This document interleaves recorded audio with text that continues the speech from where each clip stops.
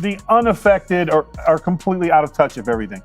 This is a big country. Some people, regardless of high inflation, are still going to fly to go. It has nothing to do with lower class Americans who are struggling to pay bills, or people just make their decisions. It's just, they're so out of touch, and they worry about other things, the wrong things, like pardons and perceptions and how they're looked at, instead of like just shutting up, step out of your little bubble, maybe close the safe spaces, walk out on this crunchy green stuff called grass, and get involved in the world and see that things do. What do you think about her tweets?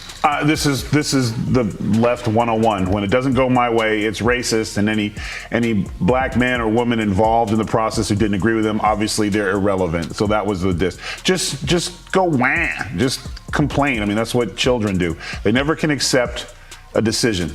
And affirmative action the case was even being brought up because Asian Americans felt that they were not getting a fair opportunity. So rich white people didn't have nothing to do with that one. This was the moment no one saw coming. Alexandria Ocasio-Cortez, one of the most vocal figures in Washington, absolutely losing her cool live on air after Fox News' Tyrus called her out and exposed what he says are her biggest lies. Now, let's be clear, Tyrus didn't just toss out the usual criticism. He went straight for the jugular. He accused AOC of building her entire image on half-truths, carefully packaged narratives, and slogans that sound great but fall apart under scrutiny. And as soon as he laid it all out, the cameras caught it. AOC couldn't keep her composure. She lashed out, interrupting, shouting over him, trying to deflect the conversation, but the more she pushed back, the more Tyrus doubled down. And you could feel it. This wasn't just another debate. This was a clash where the mask started slipping. Because here's the thing. AOC has built her brand on being untouchable, the fighter for the people, the outsider who tells the truth.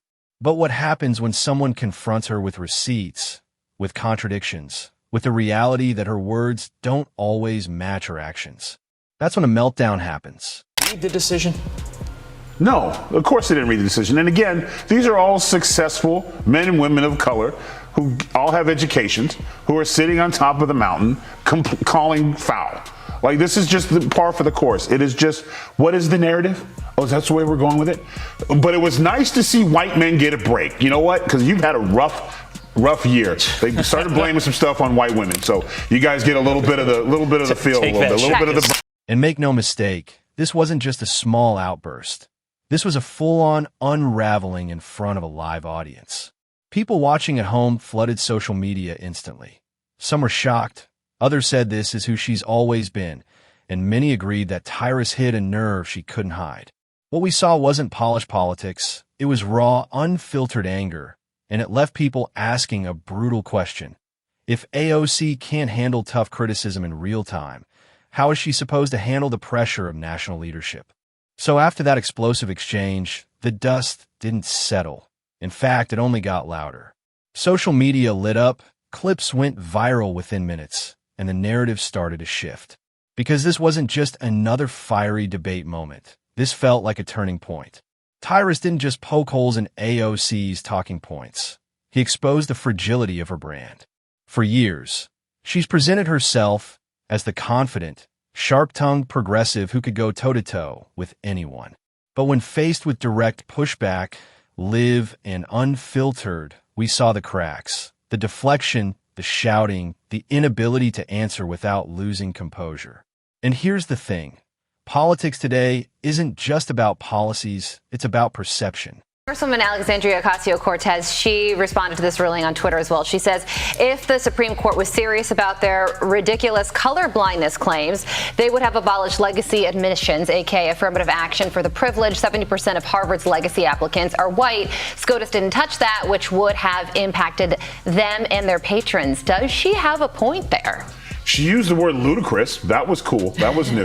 But again, it's the same argument. No matter what you're doing, that it's all white people's fault, and it's just such a great talking point, to the point where it's just literally, if it was a dying horse, would say, please stop hitting. You can lose the room in seconds if people see weakness or hypocrisy, and that's exactly what Tyrus hammered it on.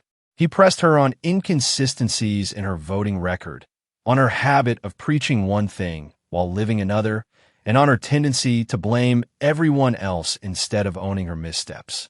The response for viewers? Brutal. Many said this was the first time they'd seen AOC truly rattled, and it stuck. Memes, sound bites, and endless commentary turned this moment into more than just a clip. It became a symbol of how vulnerable she can look when the spotlight flips. Now let's be clear, AOC still has her loyal base, the people who will defend her no matter what. But beyond that bubble, these moments matter. They shape how independents view her, how undecided voters interpret her, and ultimately how much credibility she holds in a national conversation. And as for Tyrus, he came out of this looking sharp, composed, and fearless. While AOC unraveled, he stayed calm, delivered point after point, and refused to back down. In the world of live TV, that contrast is everything. One person looked strong, the other looked weak. So what does this mean going forward? Simple. This wasn't just a heated clash. This was a spotlight on what many have suspected for a long time, that AOC's carefully crafted persona doesn't always hold up when it's tested in real time. And if more moments like this happen, her influence could start fading fast. Because politics is unforgiving, and as Tyrus just proved, when the truth hits harder than the slogans, there's nowhere to hide.